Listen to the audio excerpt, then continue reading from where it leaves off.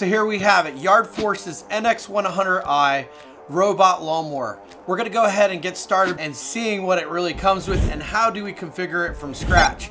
Then we're gonna take it out to the yard, get it installed, and see how this thing performs. And let's go ahead and get it unboxed. I had it previously open because I wanted to really take a look at the manual so I could plan how I was gonna do this video. But for your sake, I think the greatest question is, what does this thing come with? What does it look like? What are all the pieces? I've never seen one before. So this is gonna be the first one I've ever unboxed. So let's go ahead and start taking the parts out. Here it looks like this is gonna be a power cable it comes with, press tie downs for your yard, a wire that I believe this is about 700 feet, and this is gonna operate, goes in and acts like a Roomba and just basically cuts the grass, you know, for a certain amount of time, that goes back and charges itself and then just keeps on going out and in and out and in. But you can control the schedule. We're gonna actually open up the app together and we're gonna see what it looks like together. You're gonna get yourself a charger. I'm gonna go ahead and put this down. Comes with this docking station. I'm gonna put the docking station to the side. Here's the robot itself. I would say it's about just under 2 feet. Let's look underneath it.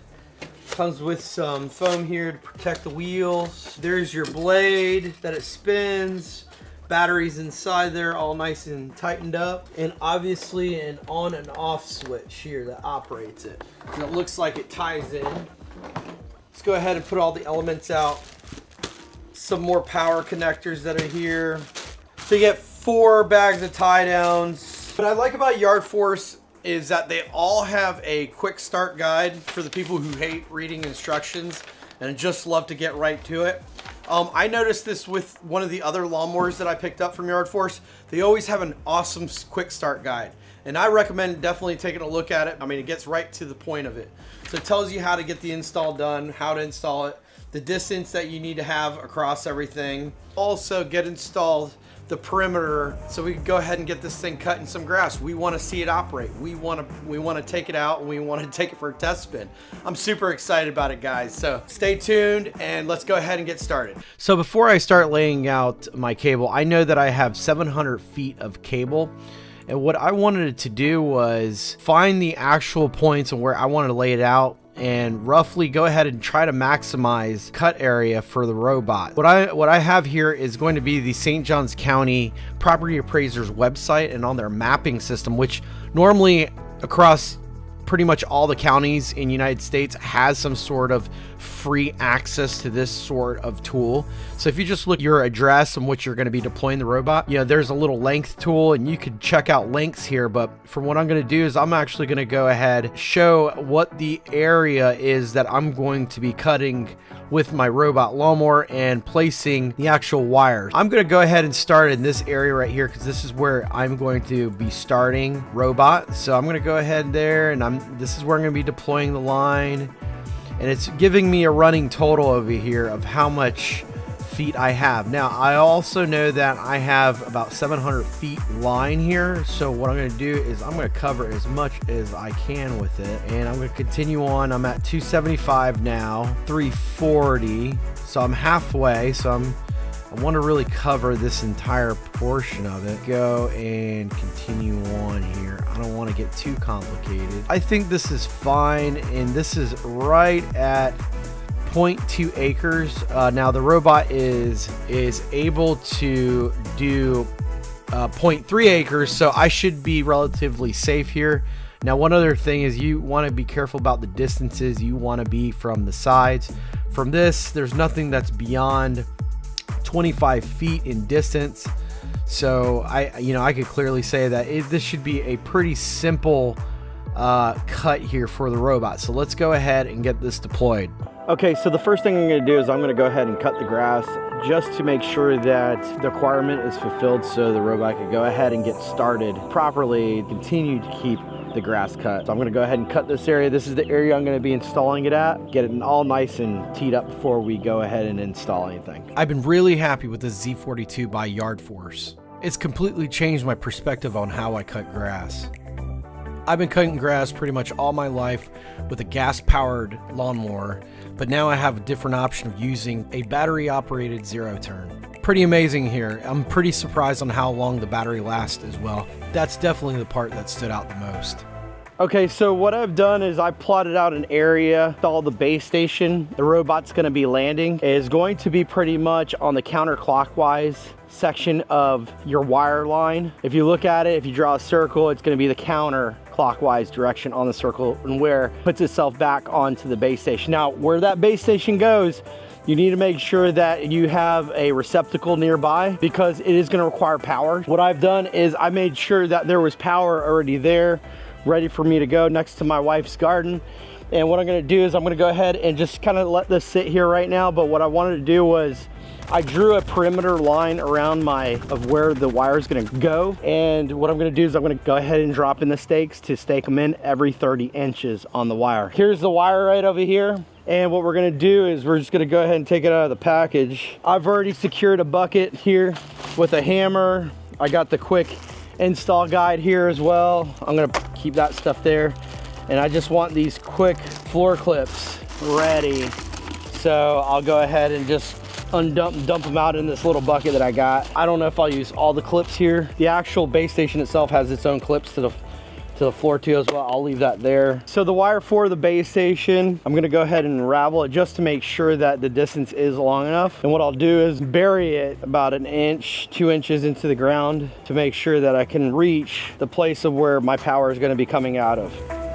So that seems like it'll work out fine. I'm gonna go ahead and grab the wire that's here, the green wire. It's probably good if you have somebody help you with it so they can keep it nice and tight. But for what I'm gonna do, I'm gonna tie one side off. And what I'll do is pretty much do the corner points first. So get it from there. The instructions, you wanna make sure that you are 10 inches from any side wall because it will go over. But just so we are 100%, let me go ahead and refer back to the quick start guide. You wanna be 12 inches from any wall clearance from this base station. And from the wire itself, you wanna make sure that the base station is nowhere 40 inches near something else as well. The base station, you wanna make sure that it can sit on this line and dock itself. And then what you do is you just take the ground stakes every 30 inches and go ahead and drop them in. You don't loop the wire as well. So you do wanna make sure you have a tape handy 12 inches from anything.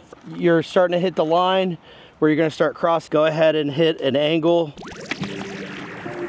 And once you have the other angle in, go ahead and go to the next point. This one's gonna be a far run, so let's let it ride. Once you make sure you got a good, nice straight line, you go ahead and you get that corner, tighten it up a little bit, and drop it down. Go ahead and give it a curve, and there you have it to the next point. Make sure that's nice and straight. Just pull it. If it's not going in a 90, because it wants to go around it, you want to get before the 90, you want to go ahead and tack that down.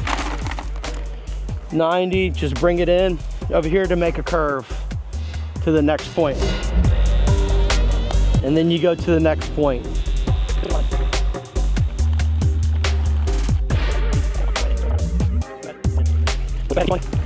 I just have the wire in the bucket, kind of helps out a little bit. Make sure it's nice and straight. Pull it tight.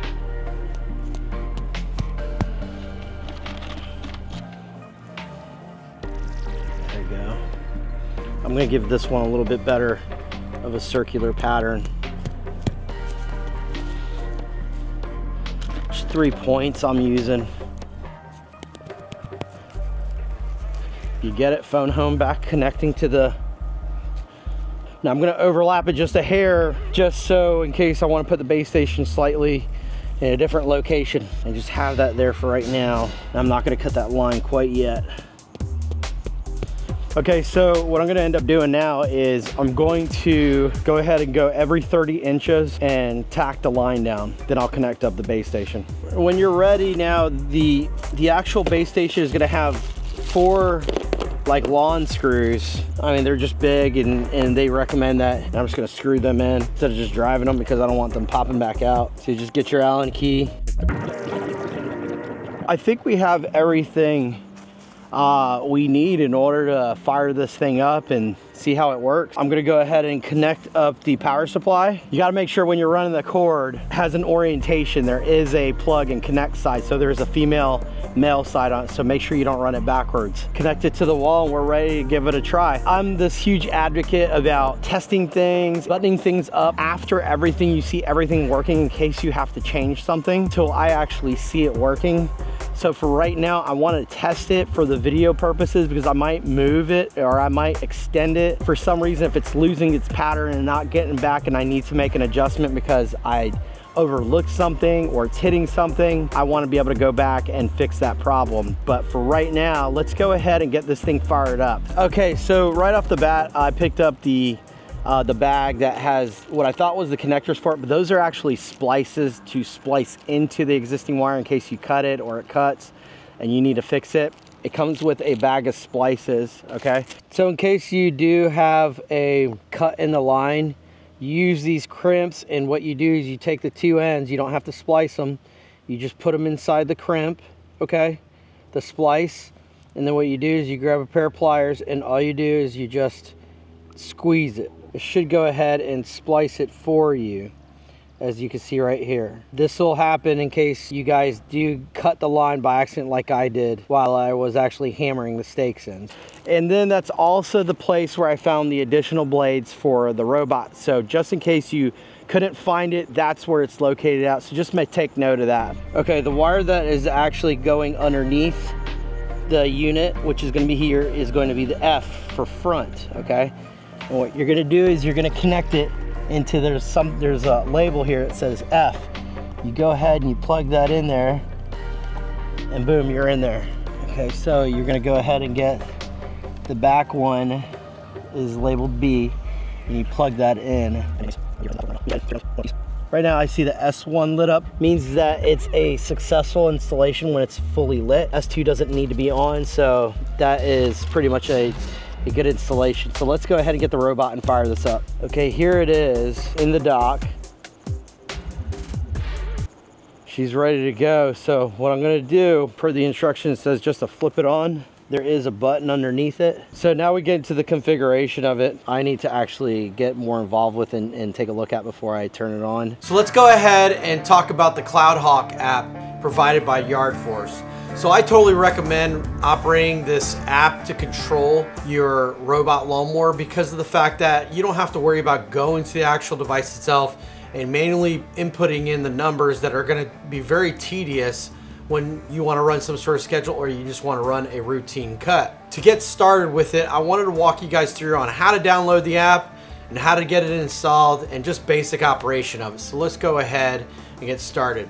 So Yardforce is going to go ahead and provide you with the app manual, okay, which is going to be called Cloudhawk, and all you have to do is scan this QR code, okay? So what we're going to do is let's just go ahead and scan this QR code as if we were here. Just hit it, actually download it. So you go ahead and download it. You're gonna actually open the device. You're gonna have to register, but once you get past that certain point, that means you have to actually add your robot lawnmower. And as you can see here, NX100i installed on my phone right now. Once you go to do that, up here, there's gonna be a plus sign right here. You're gonna click on that plus sign and it's gonna actually open up the device you're actually installing. So once you pick the device you're installing, you scroll up and let's say I'm gonna have the NX series on this and I'm gonna install the NXI, which is the correct one I should have installed. You're gonna go ahead and click on that, and what you're gonna do is next to the left-hand side of the actual robot itself, there's gonna be a QR code. You click the QR code that's gonna be there and you're gonna open up a QR code window. From the QR code window, you're gonna go ahead and scan it in. It's gonna go ahead and add the robot to your inventory. Once you add that robot to your inventory, you're off to the races as far as configuration. A couple things that are going to occur is that you're gonna have to add your robot to your Wi-Fi system. So it's gonna ask you for the SSID of the Wi-Fi area network that's gonna be at your house or your office, and you're gonna put it into the password. Once it connects to the robot, it's going to automatically upload that information to the robot, and the robot is now going to connect to the Wi-Fi. After that robot's connected to the Wi-Fi, then you'll be able to access the robot itself. So I would give it a little bit of time after you do the upload and it runs its little course. After you're done doing that, you're going to see where the actual robot is going to appear pretty much on your app like you see here. So from there you can go ahead and click into it, and you're going to have a couple variations. It'll wake itself up here. You'll see on the top hand side right there where it's green underneath the NX100. And that means it's actually talking to the network. It's there, it's responding. So it'll give you your information about the battery level, also regarding how many hours it's been running, temperature today and tomorrow, a couple other adjustments and key features that are gonna help you when it comes to actually picking like your times and dates and when you wanna actually cut the grass on your robot lawnmower. So I just have it on auto, but let's say you want to cut at night when nobody's looking, or maybe you want to cut, you're in an area where you don't want to show that you have a robot lawnmower and you have it there. So I wanted to go ahead and I want to go over the other options here. And what we're going to do is we're going to look at the scheduling, immediate edge trimming mode, which you just click on the button and it's automatically going to go ahead. And on the bottom screen over here is where, you know, you can have it to where it goes home. You could press play to go ahead and start. You could have pause, and you could have this last feature which just kind of turns around in a circle. Maybe you don't like the orientation or where it's going.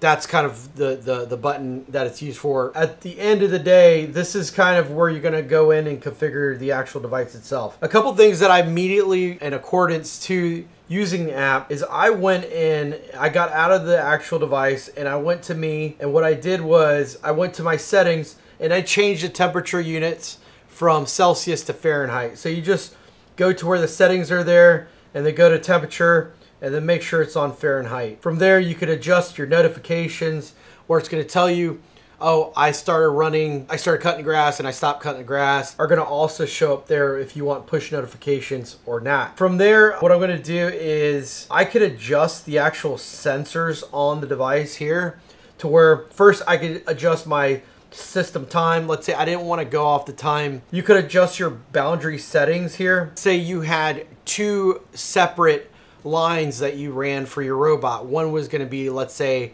S1 and one was going to be S2. Right now I'm using S1, so that's what it's using here. I'm not going to touch that. You could also adjust your over boundary distance too. For mine, I just have 10 centimeters. I mean, you go up as 40 centimeters on that way. And it also has radar sensor setting. That means in front of the device, how far is it going to be before it actually sees something and then it turns away. The unit itself, this particular unit has a radar on it in case it's not going to run over like a puppy or somebody's foot, and it's going to actually sense it and it's going to turn away from the actual device. You can change that. And at the end, it has a rain sensor as well. So you could actually change that it has a rain sensor, and it'll postpone the actual job it's going to take in order to cut the grass. Then you have a couple of multi-area settings, which I haven't played with. And then there's the PIN code in order to access the device itself. So by default, the password to access the actual device itself on the PIN pad when you're actually accessing the robot is going to be 0000. So in case you were looking for it, scrambling through the books, I just gave it to you. Check the firmware. Always make sure that the firmware is operating.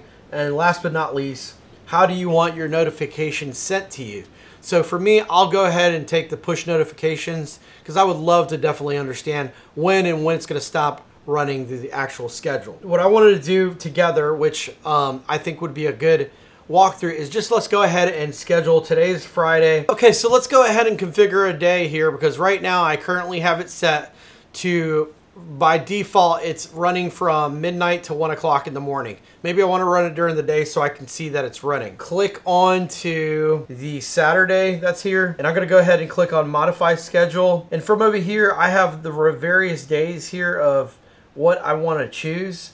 So I'm going to go ahead and I want to have that setting set to, I'm going to take out that one. I'm going to go ahead and add it 12 o'clock. noon to 2 o'clock, 12, 13, 14 to be 2 o'clock. You gotta click inside so I'm gonna have it from 12 to 14. So it's gonna cut every day at noon. You have to click inside those points over there, so 12 to 14. Let me go ahead and set Wednesday the same, 12 to 14, and I'll just have it run every day. I'm going to go ahead and click on save schedule. So successfully it uploaded. There you go. It looks like tomorrow it's going to start switching. So that's how you get started with the actual configuration of the app itself. And I covered a couple of certain points of what to do, how to enable certain things, and how to change the degrees and also your schedule times.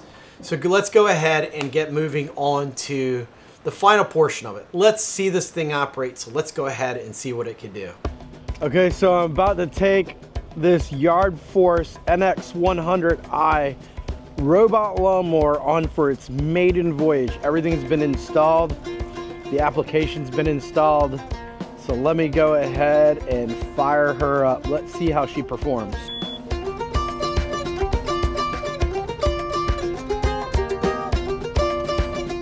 There she goes.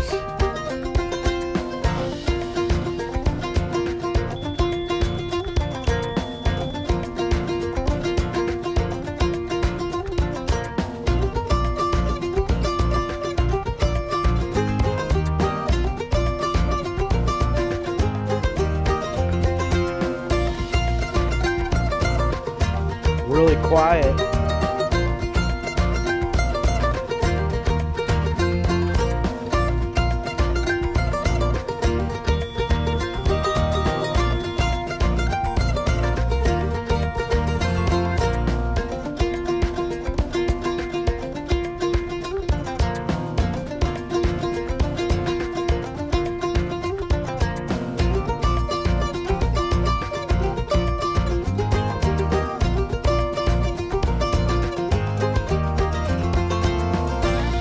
So I hope you liked today's video on the NX100i.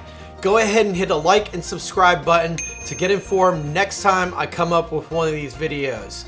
And go ahead and let me know what you think about these new long form videos as well. I want to hear from you. Talk to you soon.